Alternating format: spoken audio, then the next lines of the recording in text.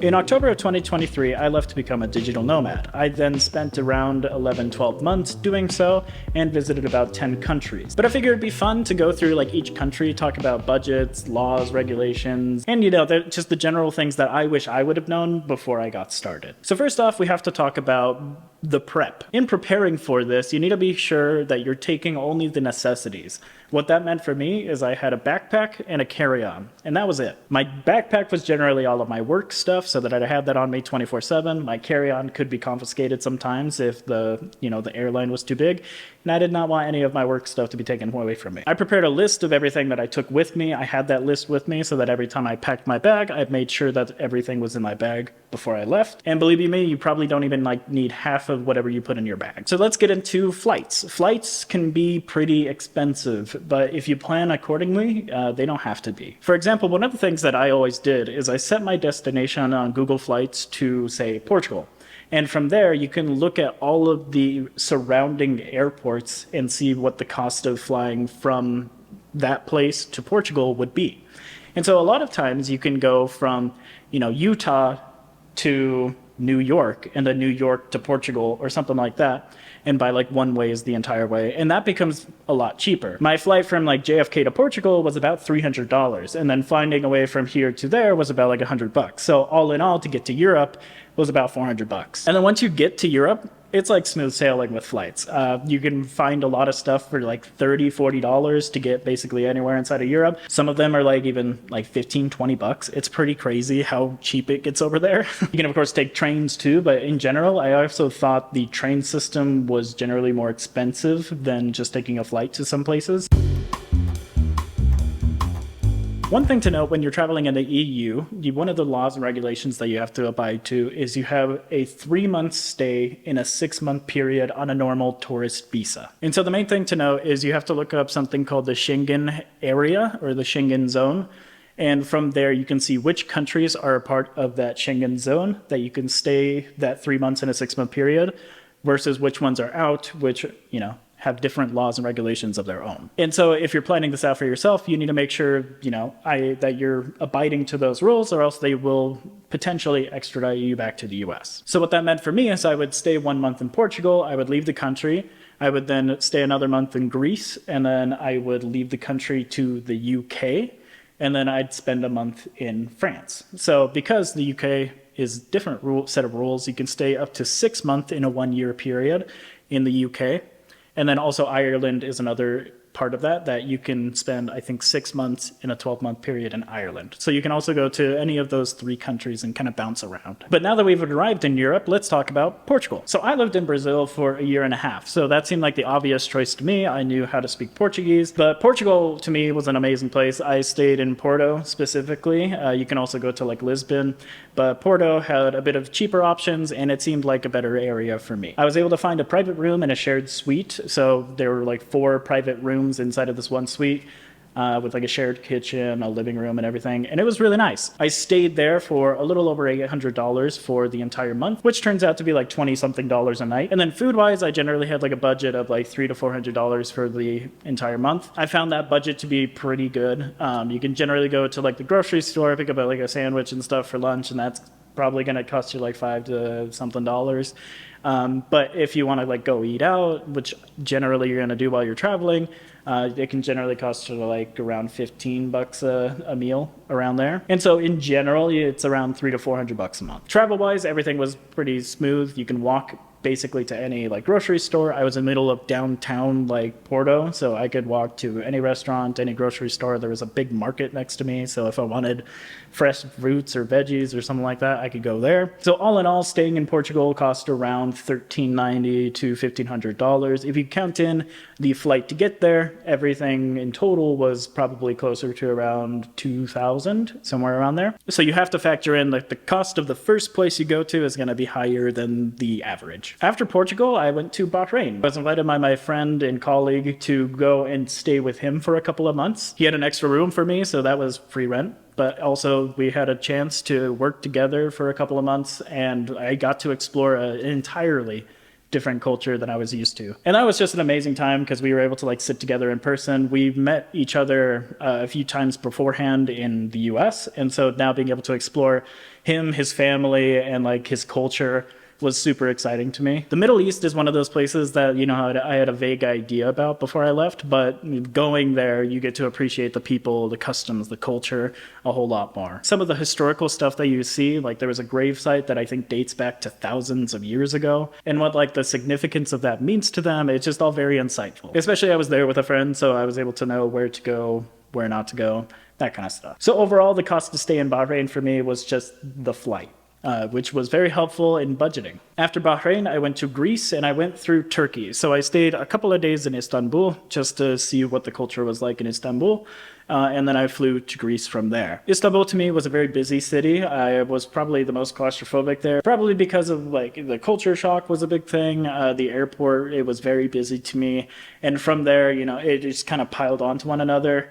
I got into a cab and didn't have money for the cab in the correct currency, and they wouldn't let me tip through like the service that they had. From then on, I always made sure to have like at least like $50 in the currency as soon as I landed at an airport. Speaking of which, always go through like the ATM. Don't go through like money exchanges. Those take a lot of your money. But once I was able to calm down a bit, I went over to the like most central part of Istanbul, and you can just walk around there. I went to the famous mosques there and the Grand Bazaar. But the mosques there were just like an incredible sight to see, really. I'm glad I was able to go to Turkey just for, you know, a day or two just to see those, because I have some amazing photos from there, and I think that was just a lot of fun to see that in person. From there, I flew to Greece. I stayed on the island of Crete, and I just stayed mainly in that area the entire time for about a month. I ended up getting a bit sick while I was there, unfortunately, so I did stay in bed for about a week. So I didn't get the entire experience that I would have hoped for. But when I did go outside, the views were incredible. The beach was incredible. The food was awesome. It was Mediterranean, of course. And it was just a really good experience. I stayed a bit outside of like the tourist area, so I was able to like live where, you know, normal people live. And it was also an off season, so there wasn't a ton of tourists. So the total cost for staying in Greece was closer to around $1,400 for that purpose, with like food and everything included. From Greece, I went to France, specifically Nice. The rent there was about $1,500 a month, but I was able to slice that in half because my parents decided to come out to Europe. It was my dad's first time out of the country. He still talks about it to this day. He absolutely loved the trip to Nice, so I'm glad we were able to make that happen together. The place that we specifically stayed was a block away from, you know, the beachfront, and so we could just go on that boardwalk and walk every single day. And that's exactly what we did. We also ended up visiting Cannes and Monaco, so we were able to take the train to those places and you know, experience that. You can also take like the bus. It's a bit cheaper to get from like Nice to Monaco. But either way, you're spending maybe like $5 to $10 to like travel from Nice to Monaco for a day. And just walking around that area, to me, was the most fun thing ever. The food in France, you had to really budget for. The grocery stores were by far like the cheapest way to do it. You can find like a sandwich and whatnot for a few euros. You know, outside of that, if you actually want to go to the restaurants and like experience what it's like there, the prices can go from like $15 to $20 a meal, you know, somewhere around there. One thing I'll add that I really miss about like the Europe, and I'm sure everyone talks about this, the price that they say on the label is the price that it is. So if you see something for €2, you're paying €2 and nothing more. That's it. That and tipping is probably the one thing I miss the most. But Nice in general was just a fantastic place to walk around. They have a huge park nearby that you can just walk through. The city center is gorgeous. There's just so many little coffee shops and places to eat. That by far was probably my favorite place to visit. From there, I decided to go to the UK because I had to leave the EU because I had stayed my 3 months. While I was in the UK, I ended up going to Manchester because it was the best like home deal that I could find. And the one thing to me is like I was down to try anything while I was out there, you know, living like a local, living basically anywhere. I didn't only want to live in the tourist areas. It also gets really expensive to only stay in the touristy areas. So you have to go a little bit out of the box and you can travel to those places that you really want to go to.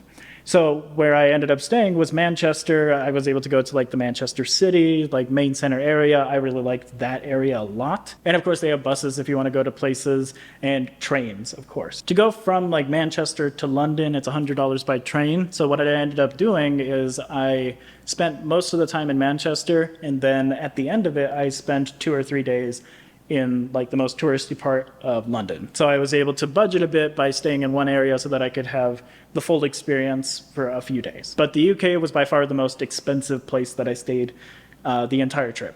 It was around $1,300 for a month to stay in a 1-bedroom suite.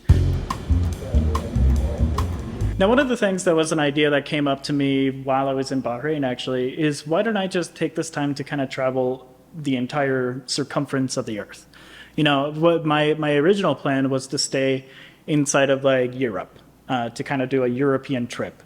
But I thought it'd be really fun to, you know, come back and be like, hey, I went around the entire thing. It's pretty sweet.